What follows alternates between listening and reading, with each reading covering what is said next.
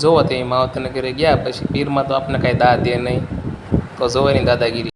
આ જો આ કારું ના ભાગું ભાગું કરે છે, ઉતાવળ કરે છે, હાલ ને હવે પણ એમ કઈ બાન કેથી જવાનું કઈ મન થાય નહીં. પછી બોગીયામાં પીધા એટલી સવાર પીધા. સીપડાની શીરું આવી અને સીપડા ખાવાનું મેં શરૂઆત કરી અને બ્લોગ પણ શરૂ કરી દીધો. તો આ છે બહુ વાઘેલા, એના નાના ભાઈને ફોનમાં કાંઈક મિસ્ટેક થઈ હતી, કાંઈક સુધારે છે.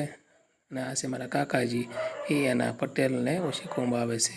પછી મેં સીપડા ખાતા ખાતા બ્લોગ શરૂ રાખ્યો અને મારો નટખટ હાળો જો એની અદા અને ભાવ પણ બીજી હતી. અને અમે નીકળી ગયા પાલીતાણા જવા માટે. તો રસ્તામાં વરસાદ આવી ગયો, બધાના પાટીએ પોગતા અમે એકદમ ભીંજાઈ ગયા હતા. તો થોડી વારના ઊભા રહી ગયા અને નીકળી ગયા પછી પાલીતાણા જવા માટે. અને પહોંચી ગયા પાલીતાણા. તો આને લેવાની વસ્તુ કોકડીનું સિલેક્શન કરે છે. તો એ ભાઈ એને કીધું કે એ રહેવા જ એને ભાવ આવો. તો એને સિલેક્શન કરવાનું ચાલુ કર્યું અને એના ભાઈએ ખોખા બતાવ્યા. તો એની રીતે એ કોકડીનું સિલેક્શન કરતી હતી. તો એટલી જ વારમાં હું મારા મિત્રોને પાલીતાણાનું નિરીક્ષણ કરાવું. તો આ છે મારું રૂડું રળિયામણું પાલીતાણા. હું તમને પાલીતાણાનું નજારો દેખાડું એટલી જ વારમાં. પછી હું જાઉં છું દુકાન તરફ.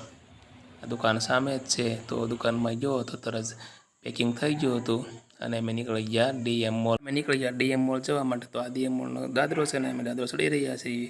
તો ફાઇનલી હવે ડીએમ મોલ આવી ગયો છે અને અમે અંદર પ્રવેશ કરી દીધો છે. પ્રવેશ કરતાની સાથે જ પહેલી ખરીદી કરી લીધી છે ગણપત બાપા આટું ચોકલેટ પ્રસાદી માટે. અને પછી જો અમે ડીએમ મોલમાં બધું તમને દેખાડી રહ્યા છીએ. ડીએમ મોલ પાલીતાણાનો મસ્ત મોલ છે. અને કોઈ ગયા કેશ કાઉન્ટરે બધો હિસાબ કિતાબ પતાવી અને બિલ પે કરી અમે નીકળી ગયા ઘરે જવા માટે. તો રસ્તા મળી ગયો મારો માછાઈ. આ છે મારો માછાઈ જે માંડોળા ગામે રહેશે. એ પણ તમને બધાને હાય કહેશે. ફાઇનલી તો ઘરે પડી ગયા છે.